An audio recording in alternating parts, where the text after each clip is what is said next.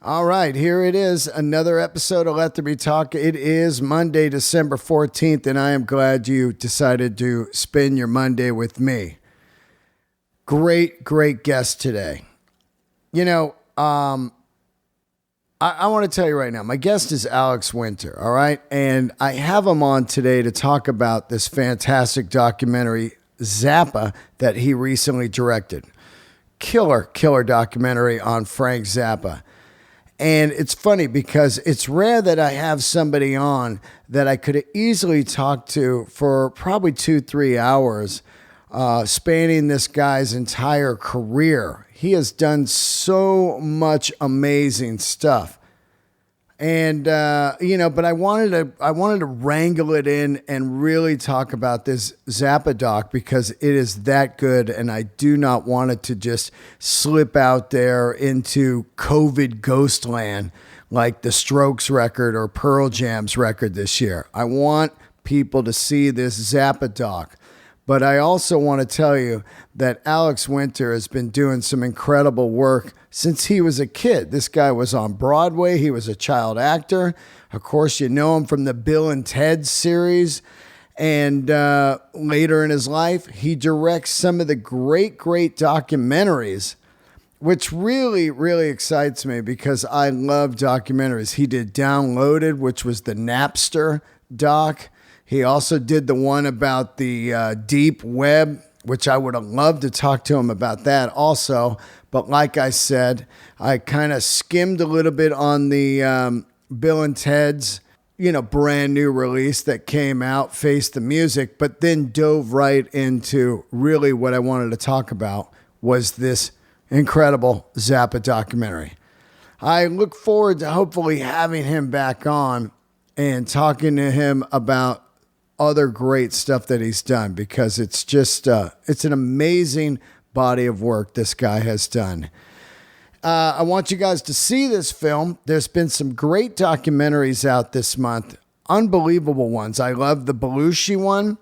I love the Zappa one, and I'm about to watch the Bee Gees one. And of course, I love the Bee Gees, always have. Before I do get into the episode, I want to thank all the new Patreoners. I have a Patreon channel, patreon.com/Dean Delray. All the donations greatly help this show and help me survive during these 8 months of not really working other than doing the podcast, which is really a full-time job. Let's see here. Gareth Roberts, thank you so much for joining on. Anna Grietzvich, which I love her. She bumped up her pledge. And Vile Kutunin. Thank you. I know I fucked your name up.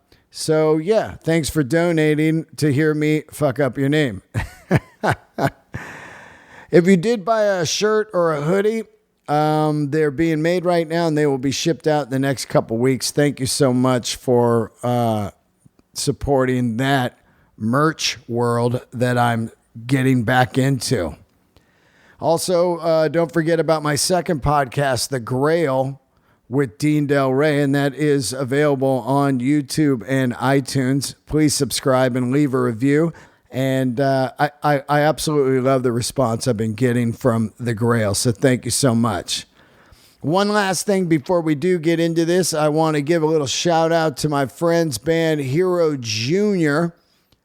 They got a fantastic new video out, a cover of the Beatles' Eleanor Rigby, and you can see it right now on their website, herojuniormusic.com.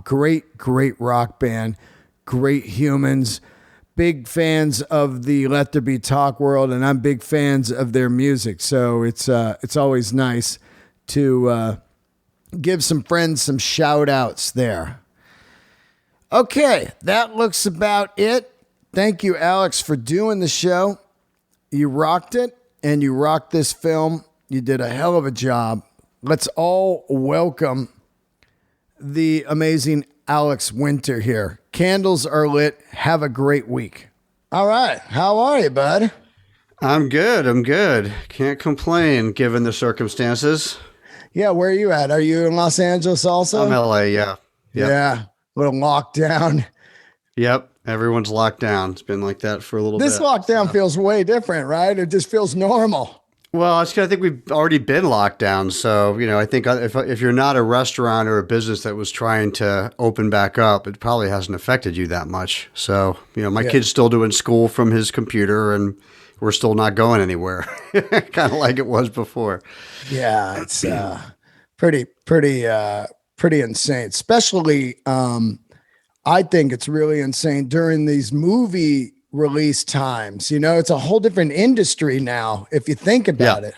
Like what's that? Mank just came out, the Fincher film. Mm-hmm. Yeah. I mean, that would have been technically the smasher Christmas film. You're down at the ArcLight.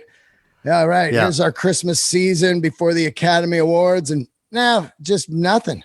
I know it's a very muted time for a lot of movies. With Bill and Ted 3, we put a lot of thought into whether to release it now or to hold on to it. But I think as the other studios are learning now, we're really not coming out of this anytime soon. And we did a lot of that research back in March, April, and figured we probably wouldn't be out for another 2 years if we did that. And we just didn't want to do that to the fans.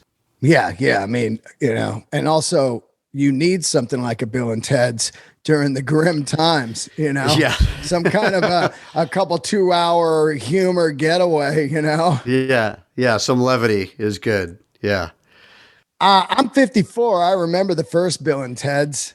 How did this come back? Well, we didn't really think we were going to make a third. It wasn't really something that any of us, when we finished the second one, had in our heads. The second one was very final, and we enjoyed it, and we all moved on with our lives. But the writers have remained good friends of ours. Keanu and I are good friends, and one night over dinner, they pitched us this way into a third version that we just thought was hilarious and had a lot of heart, and so we all embarked at that time, the four of us, on producing what would become this movie, but this was years ago. And Chris Matheson and Ed Solomon, the two writers, went off and wrote a really great spec. And then we worked on getting that financed, and it took a long time. The first two movies were not studio movies. They were independent movies. And so this third movie was really no different. None of the major studios have ever wanted to make Bill and Ted movies, even the first two. Even after the first one did really well, the second one was an independent movie as well. So we kind of expected that to be the case. We kind of nosed around the studios, and they were like, yeah, we still don't get these movies. We just don't get them. And we really didn't want to make something that wasn't as idiosyncratic as the first two movies. It just seemed purposeless. So we stuck to our guns creatively, and eventually we found the money ourselves, and then we hooked up with the rights holders, MGM Orion, who did an amazing job partnering with us. We were lucky, but it was not easy. It took a long time. And then once you guys decide to launch it, was it just a pay-per-view for a month and then went to streaming, or how did this work on this new landscape? Yeah, how it works is we opted for you end up replacing your theatrical window with what's called a premium VOD window. So you get kind of the same amount of time outside of home video for people to pay a premium price to watch it at home. So it is basically pay-per-view, only it shows up on Amazon and iTunes and all of that jazz. And we did very well, actually. And I think it turned out to be the kind of movie people wanted to watch during the lockdown.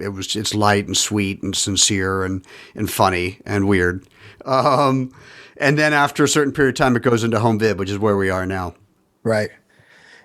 I recently read that Warner Brothers, I don't know if you saw this, but I do think that this COVID climate is getting this weird thing of where people are like, well, wait a minute, like Warner Brothers is going to release all their new releases on HBO Max now.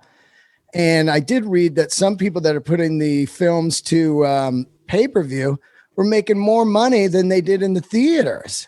Yeah, I actually think that Bill and Ted might have done well this way than it would have done conventionally.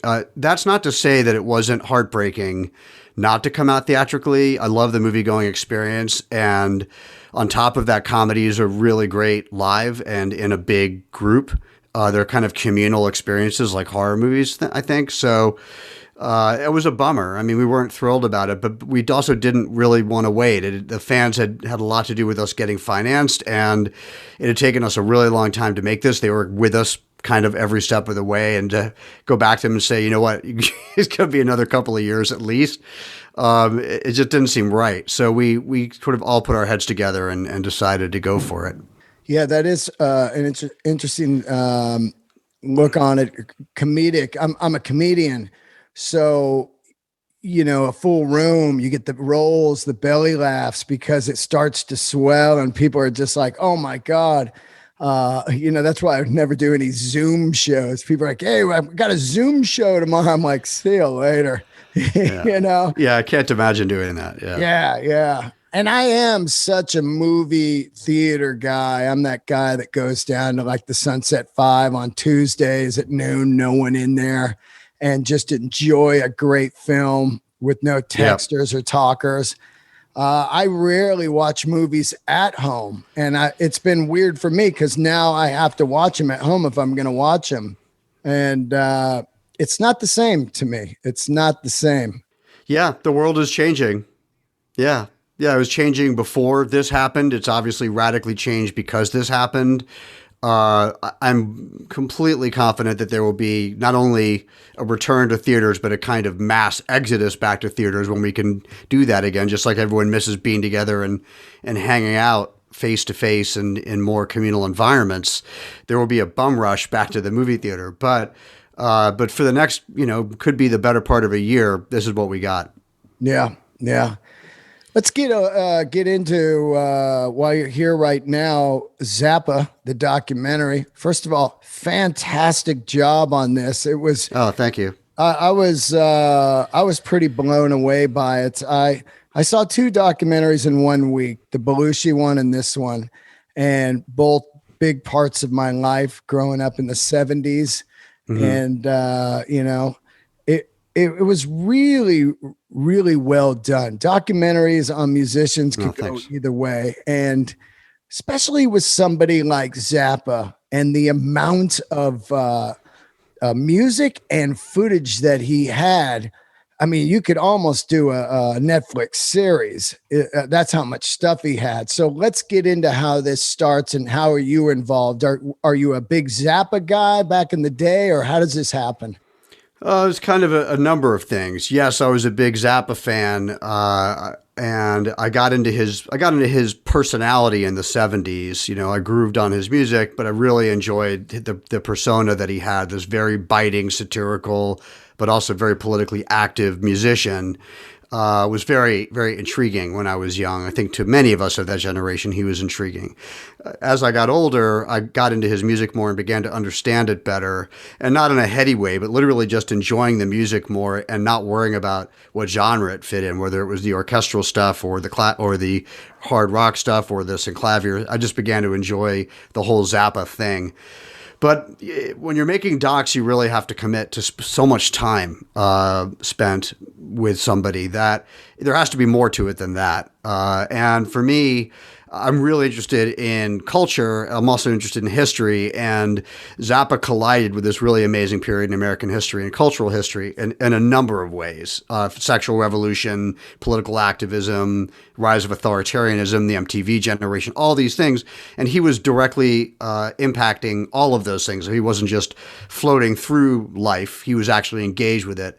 It makes for a really good doc subject. So that was really the type of story I was looking to tell. It was about an artist, a great artist who lived at a really complex and difficult period in time, and how it affected him and how he affected it. So I sought out who was holding the rights, which is what you have to do in Docland. Yeah. And that was his widow, Gail Zappa, and who's no longer with us, sadly. But so I built a kind of a pitch and a take, and I pitched it to Gail, and she happened to like it. And that off we went. Wow. Now, had other people come to her before with ideas of doing a Zappa doc, or what was going on with that? I mean, sure, there have been other Zappa docs, as there should be. To your point, there could still, even with mine and the others, be a 10-part series that wouldn't even cross over the narrative I just told or the narrative that other docs have told. His life was so giant and so productive that there's a lot there. and we had access to the entire vault. There were no docs before us that had ever had pure vault access like that. We were given essentially the keys to the kingdom, and that meant me and my team had to do a giant preservation project first and preserve a lot of the media that was down there that was in disrepair and deterioration, because a lot of it was very old. The family had taken care of vast quantities of it just fine, but it was huge and somewhat untenable. So we spent 2 years just getting our arms around the vault and preserving the media that needed to get repaired. We raised money in a Kickstarter to do that, and then we got started on the doc. Wow. Now, I know Joe Travers. I know him well. I know he's the vault master, the vault meister. Sorry. People go, he called him the masters. Zappa people are, he's so wrong there. It's the meister. Get it right. Yeah. I don't know why I became Scott Tunis there, but he takes care of a lot of the audio, but I was unaware that Frank filmed a lot of stuff and really went to town with that. So there had to be tons of different formats, right? You had 8mm. Did you have like Kodachrome and Beta and all those different videos? We had every conceivable kind of format, every conceivable kind. We had 8mm, Super 8, 16, 35, and then every format of video going back to reel 1-inch and 2-inch. Then he was cutting on 3/4. Then he started cutting on betas and digibetas. Then he started cutting on and this is him. Like, he would transfer media he was shooting onto new forms and recut on those. So it was like a living art project unto itself down there. And we had to find machines that didn't exist anymore, and proprietary preservation people who, like a guy who just does 1-inch and another person who only does 2-inch. They built a machine that's all they do. And that became our life day in, day out. We were baking tapes at night in our office to get moisture out of audio and videotape. It was an insane process. Now, was it all labeled? And how did you, did it say like Frank went to Germany, or was it like the family, or how was that labeled? It was not a mess, but it wasn't perfectly identified. He was very thorough. So he would label things as best he could, but he would move things constantly, and time would move things. And then his label wouldn't be something that really gave you very much. It wouldn't be like perfectly logged. It is now, but it sure as hell wasn't then. So we would find a box of 8mm from the 40s, from even pre his life, that he had collected and cut on, mixed in with some Super 8 he had shot. And then we would find the sound for that in a completely different box when we were preserving something else. So it was really like a puzzle of a trillion pieces that had been scrambled and put in 100 different boxes. So how do you figure out the narrative of this film? Do you have to watch everything in the vault and then go, okay, here's how I want to take it. We're going to start here in, the early days of his first band and that great studio and all that shit he did. Do you start to get an idea as you're watching all the footage? Because you got to watch it all and then go, oh, okay, here's what I want to do. Yeah, I mean, it's kind of a multi-fold process when you're making documentaries, even very archival heavy docs like this. And because I come from narrative, I tend to start with a script. It doesn't remain. I mean, it's constantly in flux, but it has kind of an anchored foundation to it that is a story that's essentially one that I know I can tell and that I think is worth telling. Mike Nichols, the editor, is highly involved in that, but then the way I like to work, editorial kind of runs on its own track with us converging and working together so that he can go find stuff on his own and he can craft ideas on his own. I sort of supervise that whole process, but I have to leave that process alone to let it do its thing. So that's just kind of a continual back and forth that goes on for years, frankly. And then you're finding blind alleys, you're finding new stuff in the media that takes you on a different tack. But I had a particular story in my head, and I knew that the basic through line of Frank's life, I knew would work. And in fact, it was reinforced by what we found in the vault more than unenforced, thankfully. So we would find stuff that backed up what we were doing all the time from Frank's own mouth. And that made it very helpful. And it was guided by the fact that I knew Zappa pretty well and had read the books and had listened to a lot of him talking. And so I knew his opinion on a lot of issues and a lot of his own life history. Man, I just can't even imagine being in that vault and opening up stuff and being like, hey, look at this one here, screwdriver. And then you start watching, and you're like, what the hell is this? You know, like, I mean, his mind to me is really it's so pure because of, you know, you hear about these people, you know, there's Bowie, there's Zappa. They're these guys that are just the purest artists. They give zero fucks on sales. Although he did, you know, need some sales to carry on or survive, but he never really, that's what he wasn't doing. You know, he wasn't like, I want to be a pop star. And it's really, really wild to see people like that, because somewhere along the line, a person like that does take a turn, and you're like, well, that's where they finally said, I can't starve anymore, and did the, you know, Toyota commercial or whatever. Yeah. It's really wild to look at Frank like this. And unlike I grew up around the Frank music, but was never into it until later, when I was hanging out with these brothers, the Tiemann brothers, and they just play Frank all the time. It was their comedic almost relief.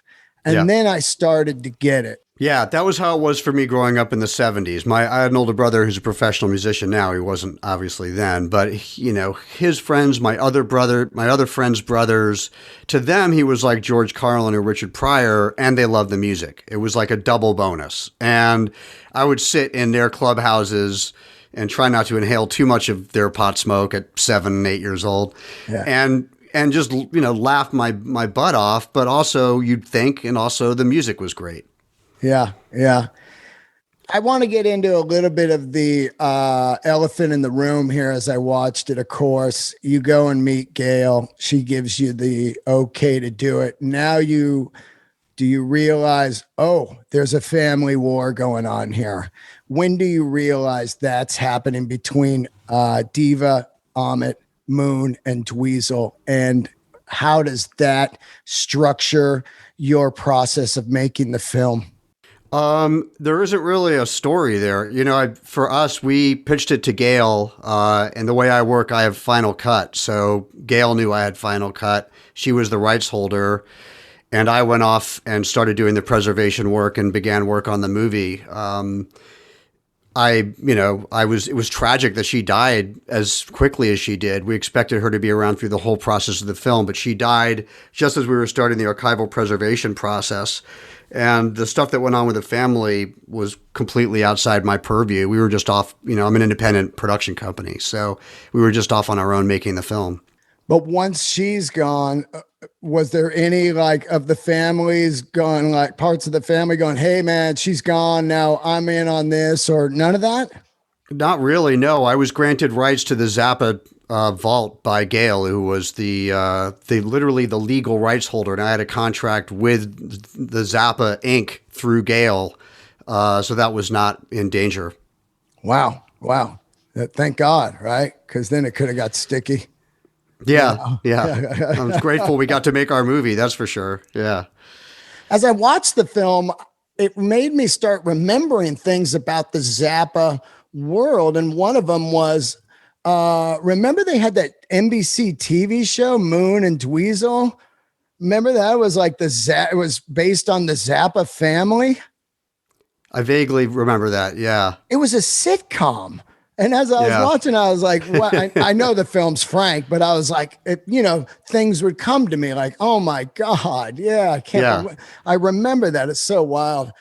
Now Frank had an amazing, somehow he was just a master at finding the greatest players, from the Mothers of Invention, of course, to all this era of these drummers and these guitar players, you know, the Bozios and the Vinnies and all these insane guys. When you start the documentary, were there any guys that didn't want to be interviewed? Because I noticed Bozio wasn't on it, and he was heavily in the band for a long time. No, I didn't really hit any roadblocks there at all. The way the film was structured was different than the way I normally structure my docs, where I cast a wider net. and end up banking interviews, most of which I use, some of which I don't, as I'm pulling research and building all the archival material and finding my way through my narrative.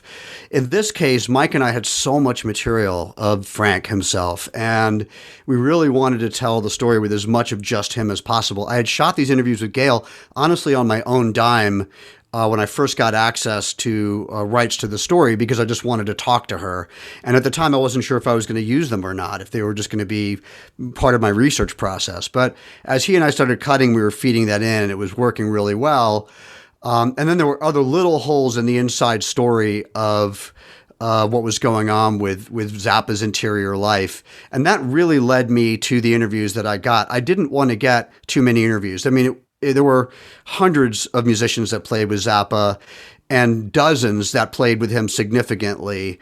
And A, I didn't want that many heads in the movie, period. And B, I really only wanted to get answers to those specific questions. And sometimes I go in an interview with only one or two questions. And that was literally, I just need this, and then I'm going away. Thank you very much. And that guided the process. And I really only wanted, so it wasn't a meritocracy. It wasn't you're a bigger member of the band or you knew him better or anything political like that. It was simply who, given the archive media that we have, what's around this period of the film that we're in, who can speak to this? And that guided who we talked to. So we went to Bunk, because Bunk was around this area of the mothers and could speak specifically, I knew, to both, respect for Frank, but also the difficulties and challenges of that the mothers faced working with him. Each person had kind of a reason for being there in that way. It's funny because over the years, I've become friends with Mike Keneally. Scott Tunis played in my band. And I know Joe Travers quite well. And Joe is the best. I mean, they're all the best, but Joe worked very hard on this movie from like even before we started. Joe was like my right arm. Yeah. So yeah. He's in there day in and day out. So it's really wild. But when you hear these guys' stories of how they got in the bands and stuff, it was just so insane, it's just so Zappa. Everything about Zappa, his band members, the auditions, the songwriting, the recording, everything about Zappa was Zappa. It was just like, what? Wait a minute. Mm-hmm. How did that happen?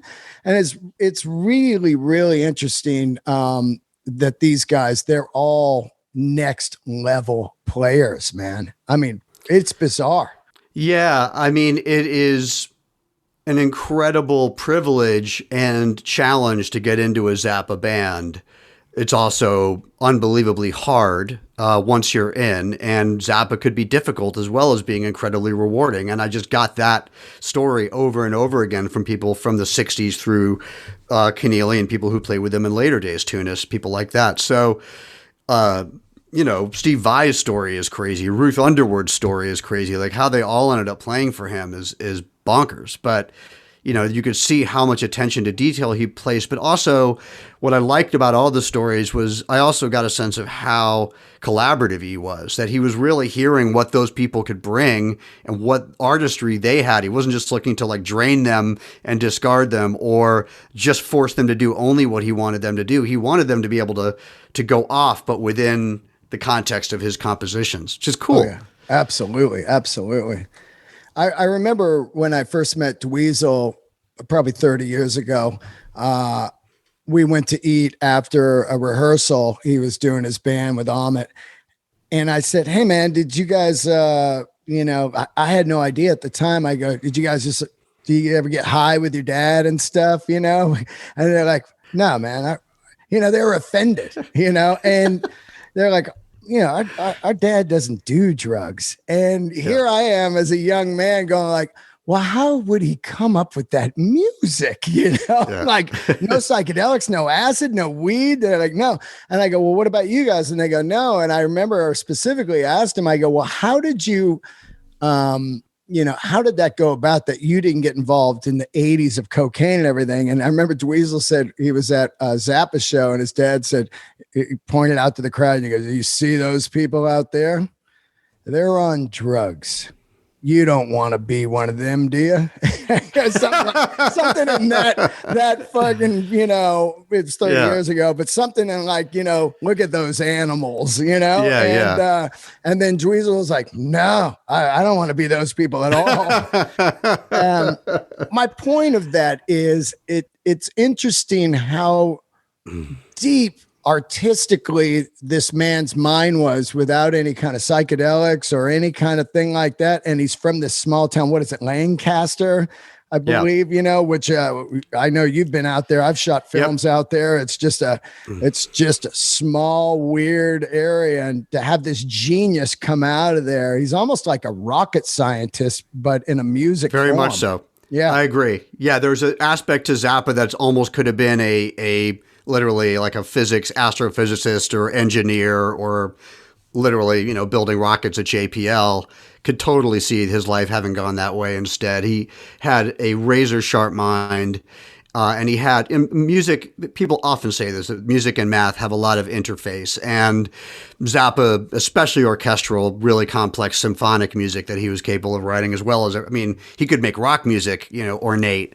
So I agree. And he came from a family that had that in it. And he started off, being at school, like trying to blow stuff up with chemicals. So he had an interest in chemicals. Yeah.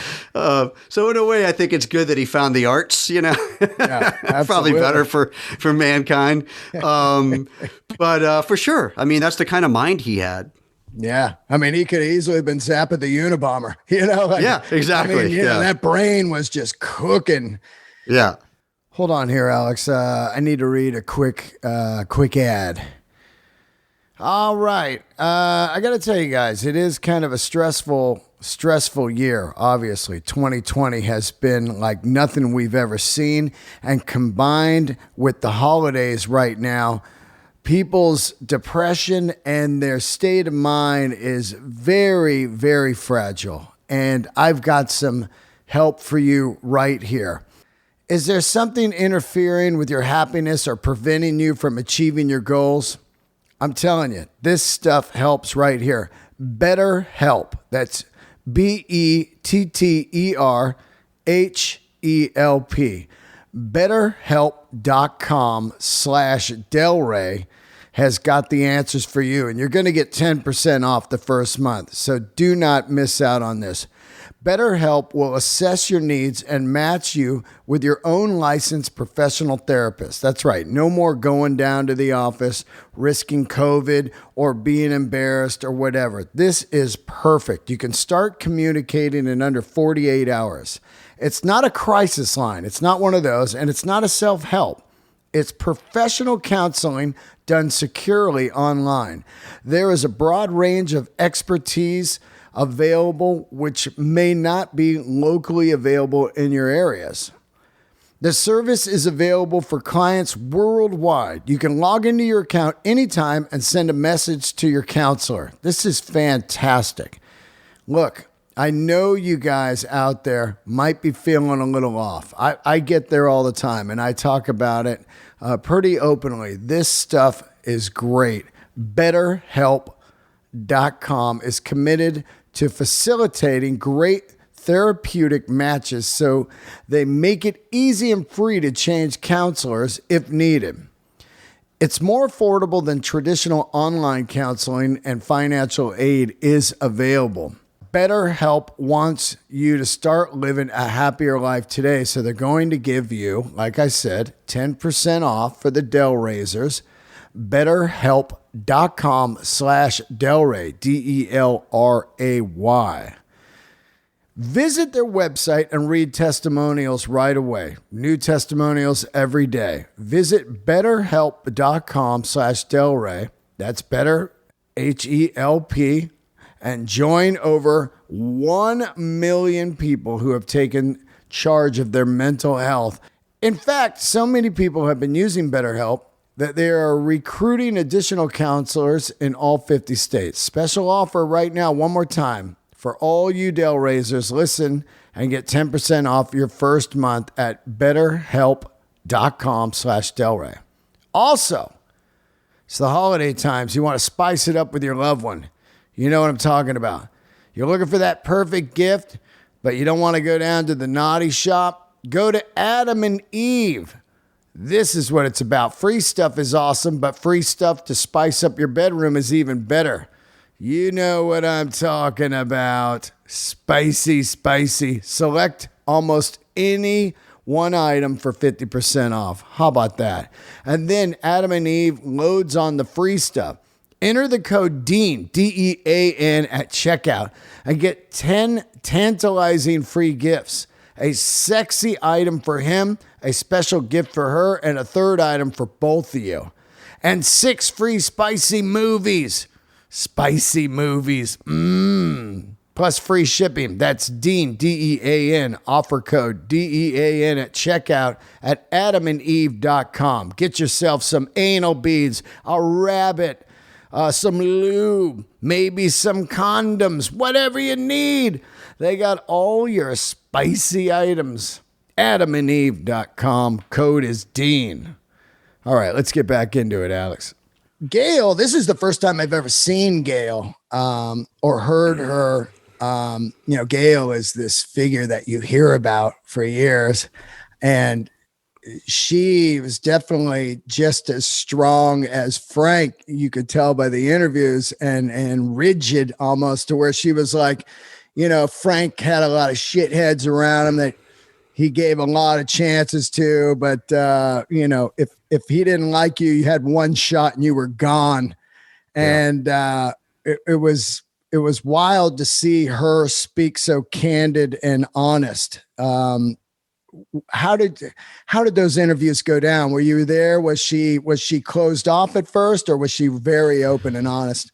I conduct all interviews in my docs, and it's a very big part of what I do. And it's sort of how I find the soul of the film in a way, because you're talking to these people who are so connected to your subject. If your subject isn't alive, or even if they are alive a lot of the time, that's why I wanted to start interviewing her even before we had financing for the doc. I mean, it was years before we got financing for the doc when I interviewed her, and then she ended up, going into hospice unexpectedly and then passing away. So those were very profound meetings for me personally. They were very heavy and intense, and we talked about a lot of things. And, like you, I came up in a similar era. I have a lot of interests that I knew going to go into the film I just made the Napster movie. I talked to her about copyright for like 4 hours because, her and Frank's attitudes toward copyright were similar to mine in some ways. They weren't Luddites and they weren't super anti-technology, but they were very controlling, as you know, and very specific about ownership and in a way that I absolutely do admire about artists' rights and their concerns that technology was going to strip artists of their rights, which of course it did in many ways. So absolutely.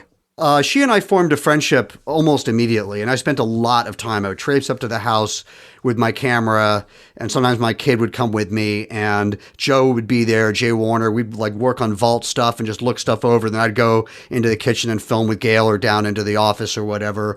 It was a very intimate and open environment, and so she and I developed trust and a friendship. It needn't, it wasn't something I expected. I'm really grateful to have become friends with her because I admired her a great deal. I didn't know her, intimately well, obviously, and I know that people had issues with her and things like that.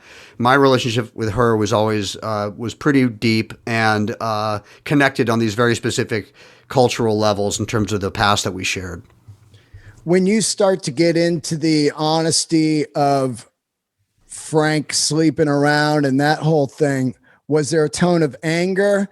Or, because we do see the GTOs and stuff on the film going like, yeah, that's just Frank. And then Frank's just blatant about it. He's like, yeah, man, I got syphilis. Go get us some, medication. It's pretty hardcore there.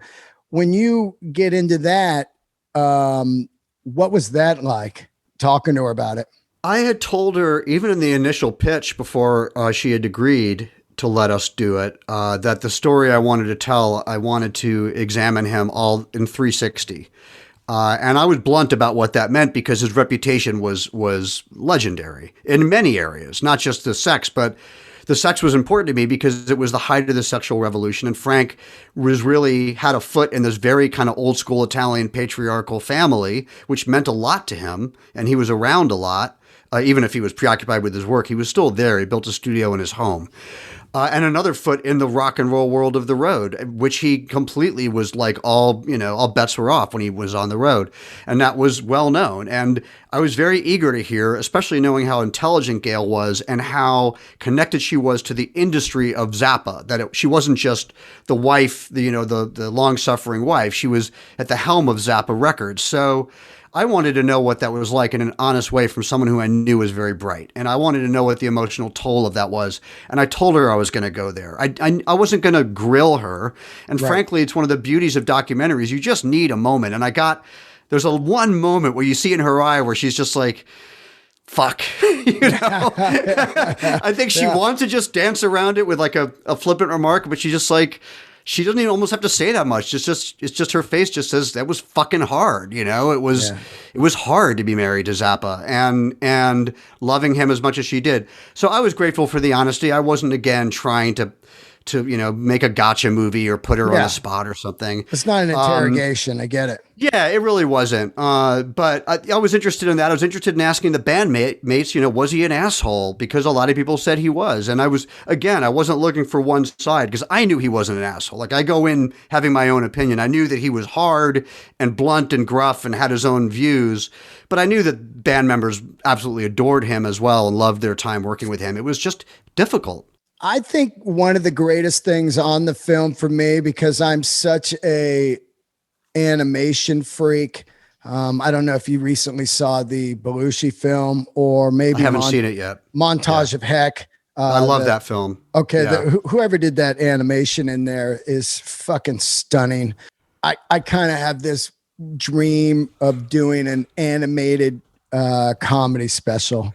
I probably shouldn't say it on here because somebody will go, I'm going to do that, but that guy, and I'm drawing a blank on his name right now, that did the unbelievable. Can you say his name again? Bruce Bickford. This guy, genius. This guy. Yeah. And when Zappa's like straight up going, this guy's the greatest of all time. There's just no argument. And you see this guy, he reminds me a lot of R. Crumb in a way where he is on another planet. He doesn't care anything about anything except doing art. And he reminded me of like a fourth Crumb. I don't know if you ever saw that documentary, but you're like, woo, this family. Yeah. That guy now, is he still alive? He just passed recently, and I got to be very close with Bruce, and I'm a huge Bickford fan going back to seeing the Baby Snakes trailer playing on Times Square when I was a kid and being absolutely blown away. I grew up loving animation. I started making little stop-motion animations of my own when I was very, very young on Super 8. Wow. So Jan Svenkmeyer, Norman McLaren, Bickford, these were heroes of mine, and it was really great to meet him, and I found miles and miles of never before seen Bickford material down there that Zappa had just never used. And Bruce was so happy we found that and we preserved it all and we have it all preserved. And I used a lot of it in the film, as you saw. It kind of helps thread the narrative along in a way because his work is so evocative of whatever moment he's portraying. And it's sad that he's not with us, but I'm grateful the work is with us. So did he, I know once Frank passed, he was on Frank's payroll the entire history of Frank alive. Once he's gone, what happens with him? Well, I mean that they parted ways earlier than that. So like his bands that he would just, walk away from. He walked away from doing the work with Bruce at a certain point when he just wasn't doing that kind of thing anymore. Typical Zappa. He had moved on. And Bruce had a very, very flourishing art career. A friend of mine who actually helped me get to Bruce, named Aaron Wadamoose, who's a really great artist in his own right, had worked with Bruce, and Bruce was doing big shows in Japan. He was traveling around the world doing big shows. He did a talk at CalArts not long before he died. So he was actually quite revered. He was respected and admired within that community within his lifetime. A lot of my friends in animation, I have a lot of them, were most happy that I was doing this movie because of the Bruce stuff that they knew I found. Unbelievable, man. I mean, stop motion. I mean, I grew up on Gumby. I went to the Gumby studio when I was younger, saw how they did Gumby, and I love Mr. Bill. I love any kind of stop motion stuff. I think it's some of the greatest stuff ever done. And to see when he's sitting there and he's going like, yeah, well, to do Frank, it's the hair. So you put the hair here. He's got no ears because you're not going to see him. And then you move the hair here. Then you take a picture and then you move the hair here. I'm just looking at this guy thinking that's what he did all day, every day of his life. Yeah. Where did he live? Where was that? He lived up in SeaTac. Outside Seattle. Wow. Yeah. Seattle, Tacoma. Yeah. And was he like a hermit? Did he live on his own? Yeah. It's exactly what you'd imagine. Like, I could tell. You go into his house. Amazon. It's all like trays of little claymation figures and cities and forests that like floor to ceiling, but well organized, not like a hoarder. Animation cameras, art. I mean, it was insane. It was like The Hobbit meets like Caravaggio or Michelangelo or something. It's a trip. Wow. And were you just there one day? I was only at his house one day. Yeah. Wow. I spent a lot of time with him down in LA, but I only got to go up to SeaTac for a couple days. What an amazing man that guy is. Yeah. And that baby snake stuff is just wild, man. It's incredible. Yeah, it's amazing. Yeah. You made a hell of a film here, man.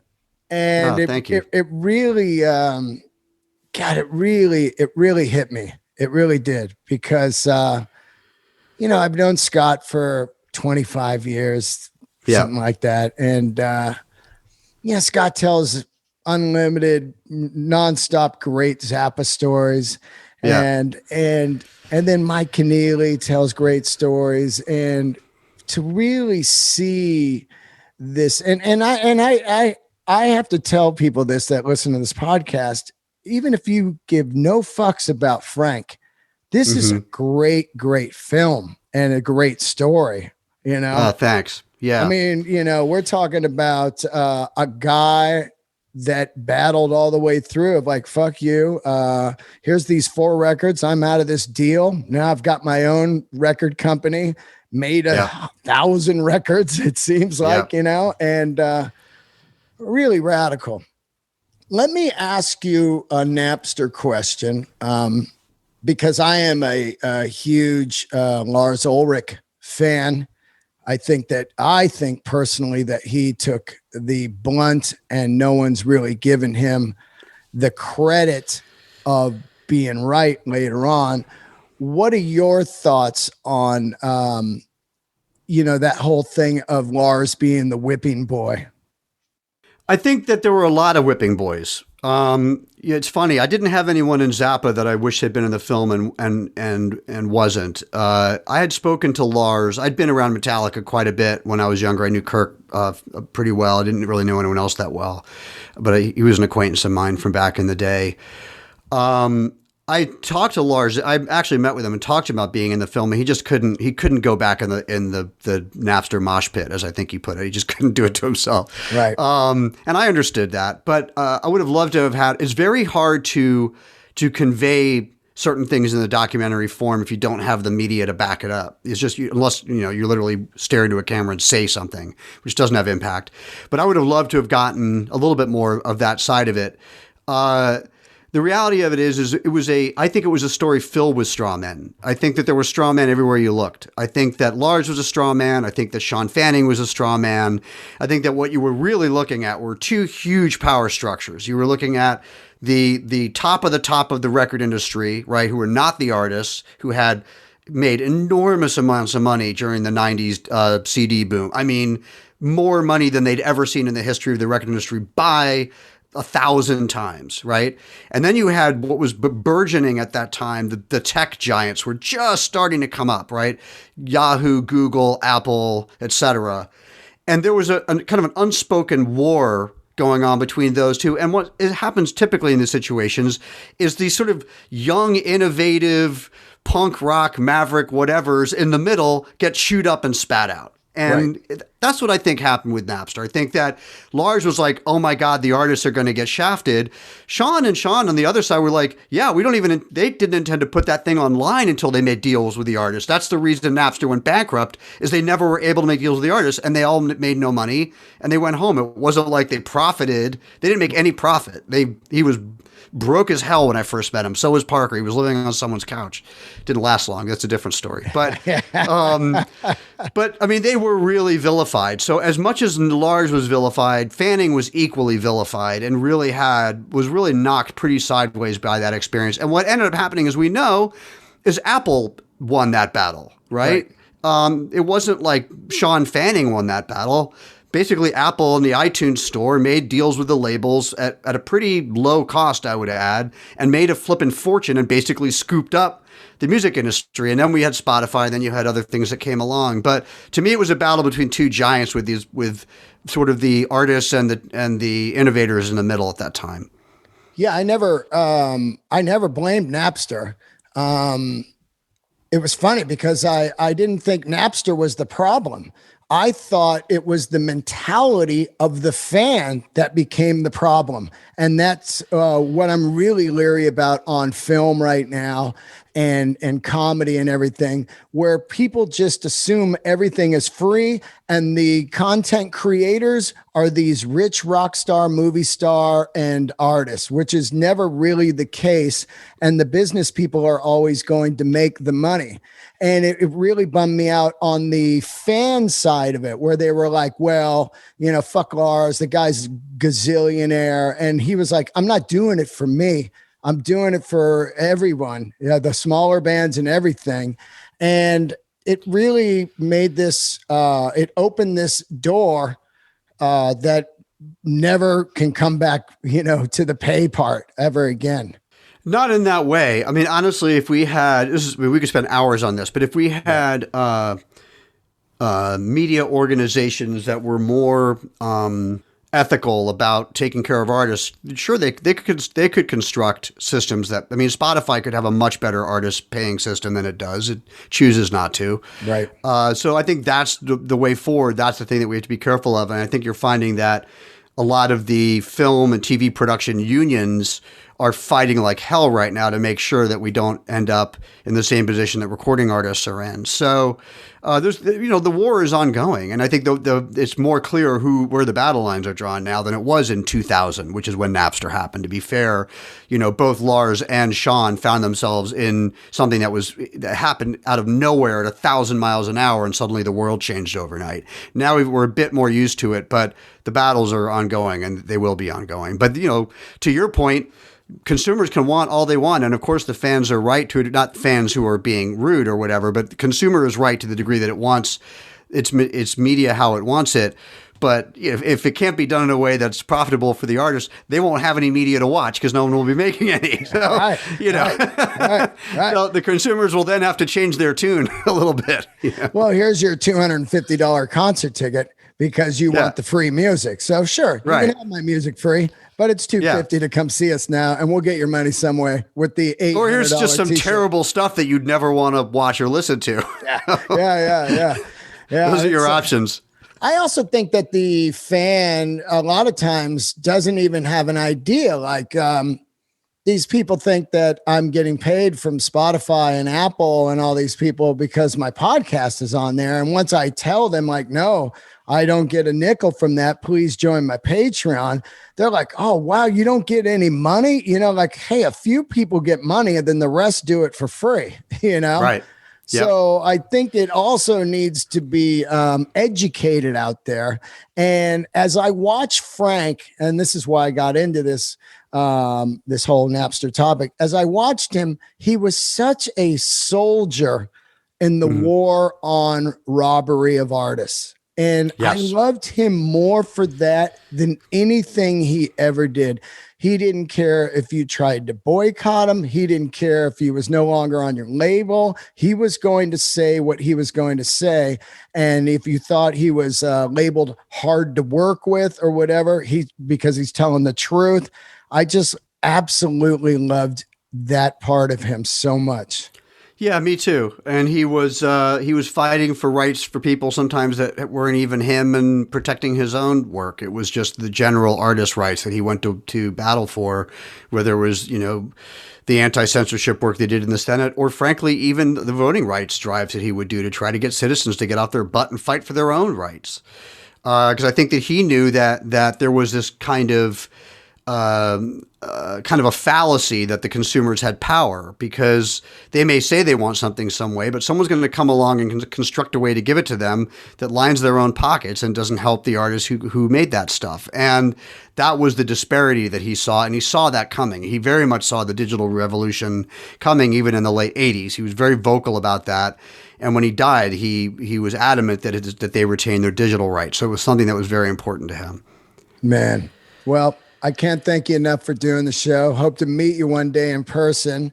And once again, you made a fantastic film. Where can people see this? Because everybody hit me up on where to see it.